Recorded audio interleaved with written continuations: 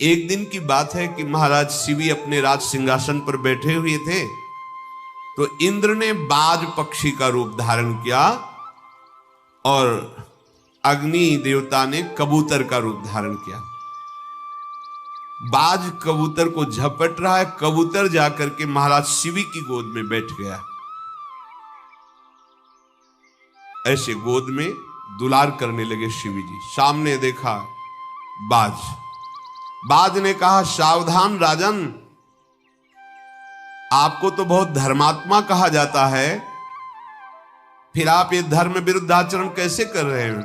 मेरे आहार कबूतर को आप अपनी गोद में बैठाल के दुलार क्यों कर रहे हैं? मैं भूख से पीड़ित हूं और ब्रह्मा ने बाज को कबूतर का आहार करना निर्धारित किया है, इसलिए मेरा धर्म है इसको मार के खाना। मैं अपने धर्म से हूं, आप अपने धर्म का परित्याग मत कीजिए।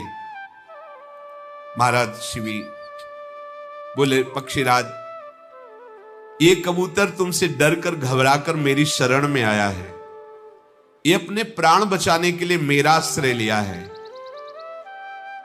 मैं अगर इस कबूतर को तुम्हें सौंप दूं तो मेरा धर्म चला जाएगा।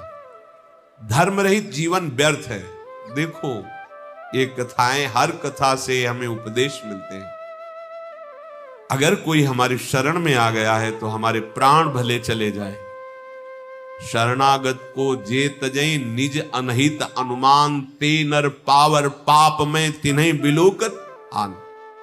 भाई हाँ, न शास्त्र स्वाध्याय, न सत्संग है, न समझ है, और बता देंगे कि हाँ भैया हमें सुरक्षित रखो, ले जाओ, तो हमें कोई मतलब नहीं, ये तो जबरदस्ती घुसाया है। अगर कोई शरण में भी आ जाए तो हम ऐसा अपने बचाओ, ऐसा धर्म नहीं कहता। अब ये पक्षी है, पक्षी के लिए क्या? बाज ने कहा, महाराज मुझे बहुत भूख लग रही। शिवी जी ने कहा, देखो देखो ये कितना भयभीत है कबूतर, भय से कांप रहा है, प्राणों की रक्षा के लिए मेरी शरण ली है, और ऐसी दशा में मैं यदि कबूतर को तुम्हें दे दूं तो मैं सबसे बड़े पाप का अधिकारी बनूंगा, निंदा की बात होगी। नहीं नहीं, एक ब्रह्म ऋषि की हत्या करने का जो दंड मिलता है शरणागत के त्यागने को, उसको वही दंड मिलता है। मैं ऐसा अपराध नहीं कर सकता। आहारात सर्वभूतानि संभवन्ति महीपते, आहारेण विवर्धन्ते तेन जीवन्ति जंतवः। महाराज, सारे प्राणी आहार से ही उत्पन्न होते हैं, आहार से ही जीवित हैं, उनका जीवन चलता है। तो आप कह रहे हैं कि मैं ये आहार नहीं दूंगा, ये अधर्म है आपका, आपको देना पड़ेगा। मुझे भोजन से वंचित करोगे तो मैं मरूंगा, जब मैं मरूंगा तो मेरी बाज स्त्री है वो मरेगी, फिर मेरे बच्चे मरेंगे, पूरे परिवार के मरने का तुम्हें अपराध लगेगा, इसलिए आपको कबूतर देना पड़ेगा। महाराज, आप बड़े धर्मात्मा हैं, पर धर्म का बड़ा सूक्ष्म विषय होता है। जो धर्म दूसरे के धर्म का नाश कर रहा हो वो कुधर्म ही कहा जाता है। जिस धर्म से दूसरे का नाश हो रहा हो वो भी कुधर्म कहा जाता है। तो आप इस धर्म के गौरव का विचार करके एक कबूतर की रक्षा के लिए मेरा पूरा परिवार दुख में फंस जाएगा, मैं मरूंगा, पत्नी मरेगी, मेरे बच्चे, इसलिए आप इसे दे दीजिए। राजा ने कहा, बातें तो तुम बहुत गुणवान व्यक्तियों जैसी करते हो, क्या तुम पक्षीराज गरुण हो? क्योंकि साधारण पक्षी तो ऐसी ज्ञान की बातें जानता नहीं है, पर तुम कोई भी हो, मैं निश्चित ये कहता हूं कि मैं शरणागत के लिए प्राण दे सकता हूं, लेकिन अब इस कबूतर को नहीं दे सकता। विहंगम, तुम्हारा उद्योग केवल भोजन के लिए, मेरा उद्योग धर्म रक्षा के लिए है। तुम्हारे आहार का प्रबंध जरूर करूंगा।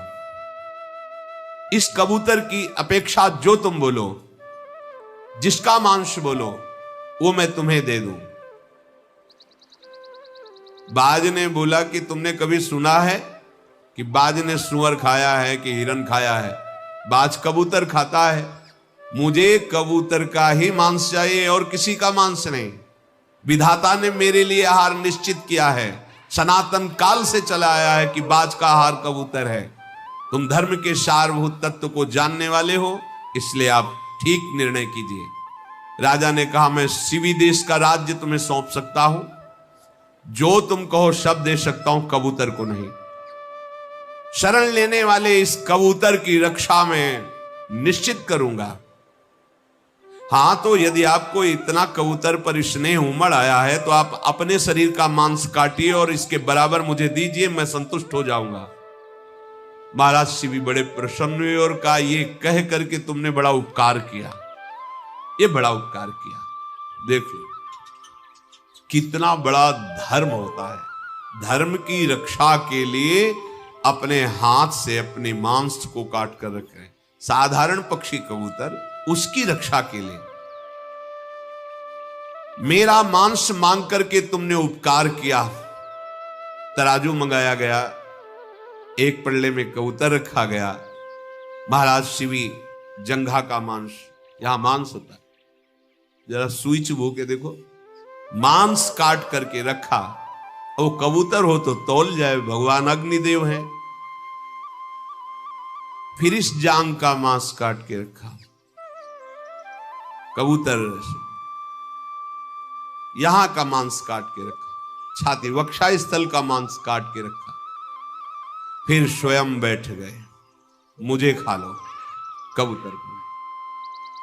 ओहो, अपने संपूर्ण अंगों का जब मांस काट रहे थे तो सारी जो सभा थी दुख से, लेकिन उनके मुख में प्रसन्नता थी। सारी सभा आश्चर्यचकित हो रही है।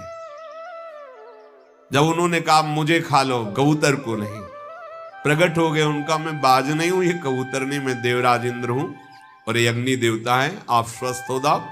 तत्काल शरीर पूर्ण स्वस्थ हो गया और कहा, राजन तुम्हें ऐसे लोगों की प्राप्ति हुई है, आकाश में दिव्य देवता आपका स्वागत करेंगे।